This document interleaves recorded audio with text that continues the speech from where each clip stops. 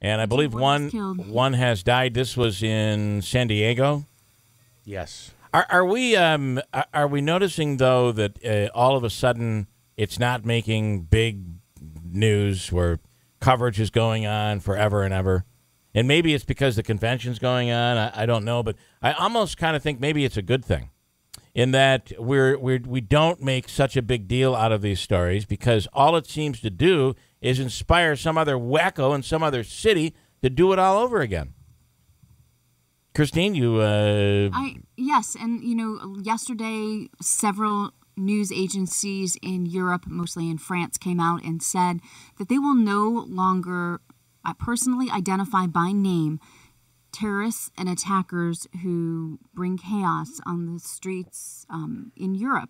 Radio Europe made the pledge. Le Monde made the pledge. BFM TV, which is the largest television network in France, made the pledge as well.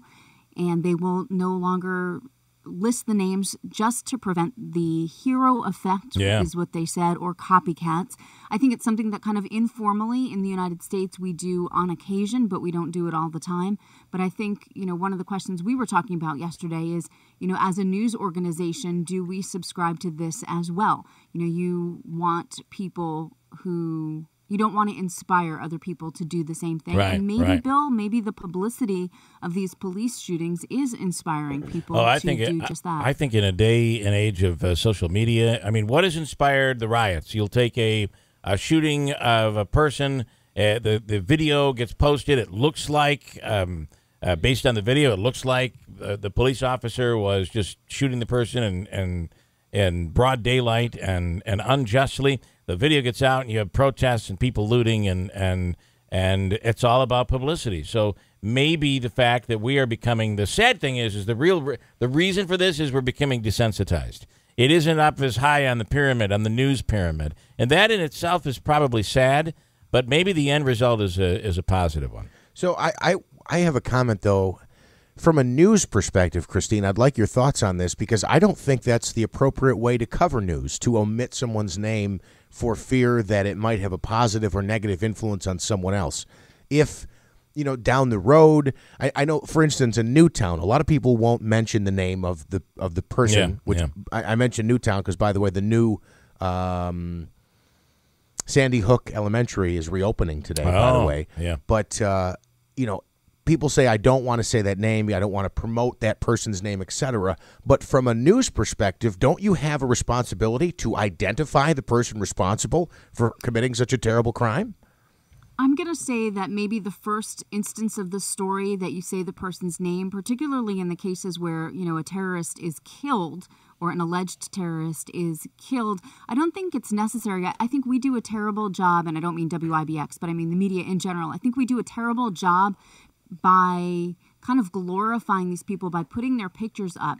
We have to think, we might think of the fact that our picture is up in connection with a crime as an embarrassment, but I don't think that these people do. I was having a conversation with one of the anchors yesterday from WJTV, and he said he was at a store over the weekend, and some guy walked up to him and said, "Hey, how are you? I'm the guy who robbed such and such and such. You guys had my picture up and blah, blah, blah."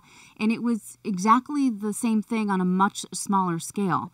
I think certain people see this as an opportunity for glory. And if you're mentally deranged in a capacity that's going to allow you to take lives, this guy was just a burglar. But if you're going to be deranged in a way that makes you take lives, you're going to want your name to live in infamy, your image to be burned on the minds of people who watch. On your final day, I do not want to side with Manaske and vote against you, Christine, but secretly I want to tell you I'm with Manaske. I think that when we choose to not, I'm not necessarily against, and you'll see it on national news where they say we're not going to announce this person's name as to not glorify the person and glorify their act. That is an editorial action, and to me, that is putting editorialism in the news, and there's no place for it. That our job as and you can do as you please, right? Each news organization can do as they please, but if we're talking about journalism, I truly believe your job is to present the facts and allow the people to decide from there, and that's where I know you're saying it's an issue of security. It's an issue of security. I think that there are many times when we withhold information, and I'm not saying withhold it. I'm saying not to glorify it. I say make the initial report with the person's name and photo. You're not endorsing the fact that the government would put that restriction on.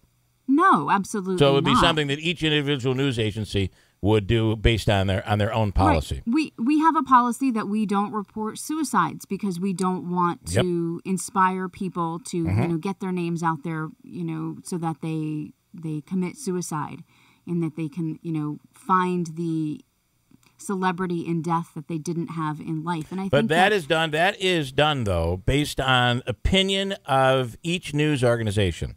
So not everybody doesn't print the suicide, to run the suicide story. It's based on policy at each news organization. And I'm okay with that. I'm saying I'm all right with that. But my personal belief is that a news organization has a journalistic responsibility to print the name, to print the picture, so that the people can then look at it and make their own decision and form their own conclusions. That's just my opinion, and I'm not against anybody that decides to do differently. I just don't agree with their decision.